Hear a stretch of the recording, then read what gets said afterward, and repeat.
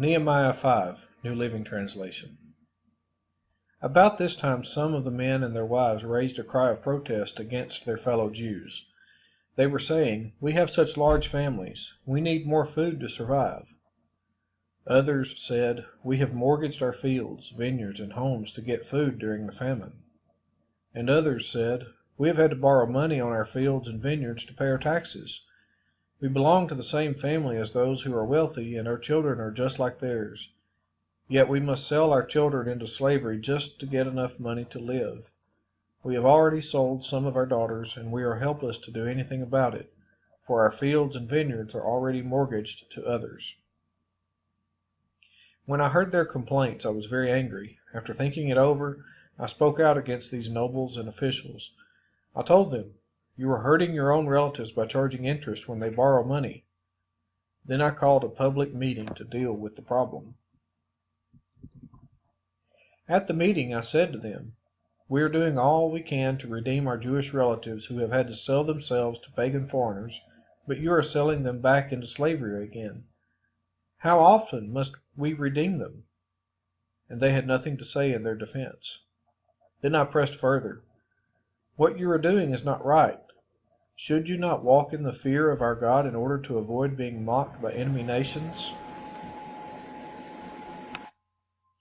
I myself, as well as my brothers and my workers, have been lending the people money and grain, but now let us stop this business of charging interest. You must restore their fields, vineyards, olive groves, and homes to them this very day, and repay the interest you charged when you lent them money, grain, new wine, and olive oil." They replied, "We will give back everything and demand nothing more from the people. We will do as you say." Then I called the priests and made the nobles and officials swear to do what they had promised. I shook out the folds of my robe and said, "If you fail to keep your promise, may God shake you like this from your homes and from your property." The whole assembly responded, "Amen," and they praised the Lord.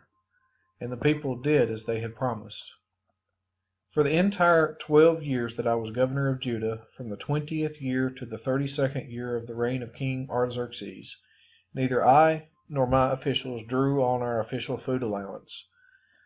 The former governors, in contrast, had laid heavy burdens on the people, demanding a daily ration of food and wine, besides 40 pieces of silver.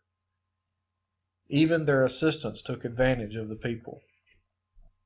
But because I feared God, I did not act that way. I also devoted myself to working on the wall and refused to acquire any land. And I required all my servants to spend time working on the wall. I asked for nothing, even though I regularly fed 150 Jewish officials at my table, besides all the visitors from other lands. The provisions I paid for each day included 1 ox, 6 choice sheep or goats, and a large number of poultry. And every 10 days we needed a large supply of all kinds of wine. Yet I refused to claim the governor's food allowance because the people already carried a heavy burden.